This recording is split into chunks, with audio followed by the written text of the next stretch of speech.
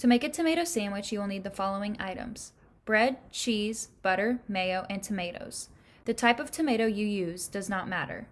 You can use whole tomatoes, Roma tomatoes, or cherry tomatoes. You can find these tomatoes at your local food pantry or grocery store. Food safety and sanitation is important when preparing meals at home.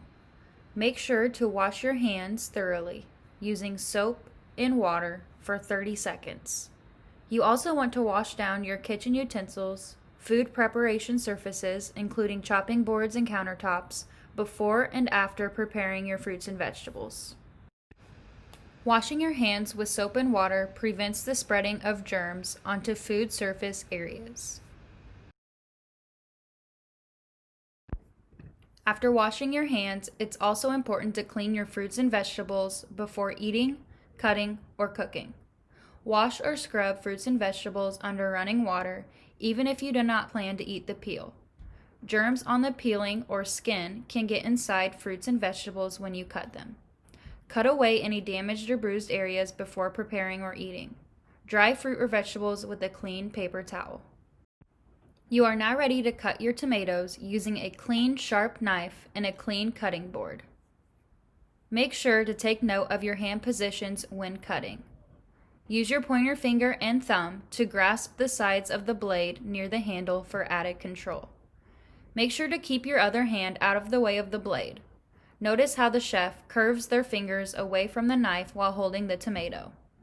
Bring your blade down and through your ingredient in one smooth motion.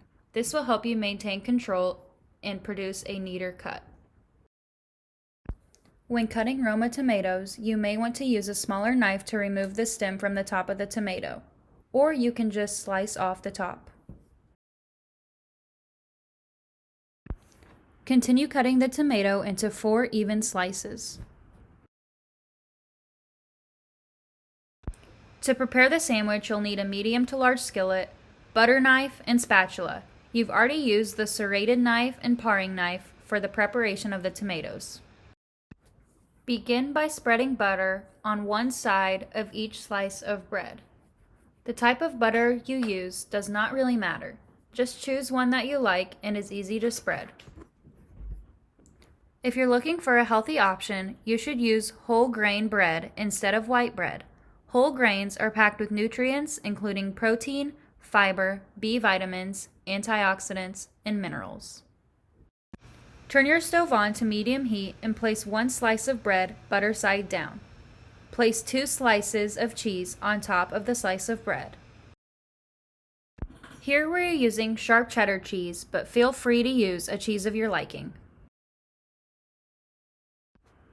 Allow the cheese to begin to melt. During this time, if you haven't already cut your tomatoes, you can do so.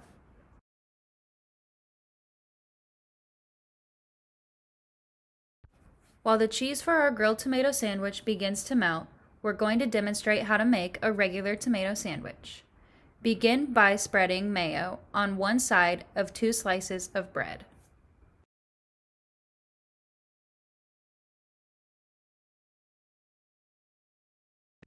Next, add your slices of tomato. We only use 2 slices here, but feel free to add as many slices as you'd like. Using a serrated knife, slice your sandwich into halves. And there you have it, a tomato and mayo sandwich.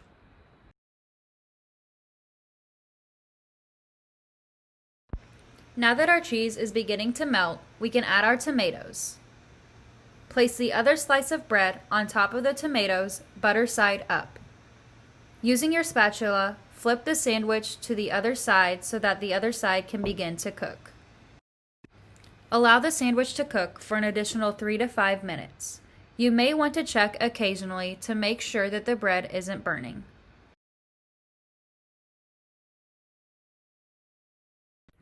Again, slice your sandwich into halves using a serrated knife.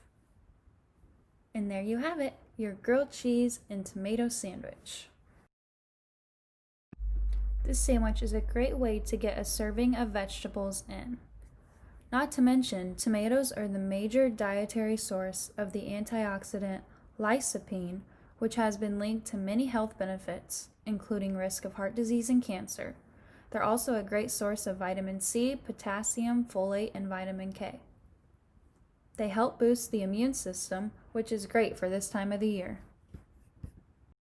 If the tomatoes are not ripe enough, you can place them near a window or in a brown paper bag to help ripen quicker. Store tomatoes in the fridge or on a countertop. Thanks for watching, and happy cooking!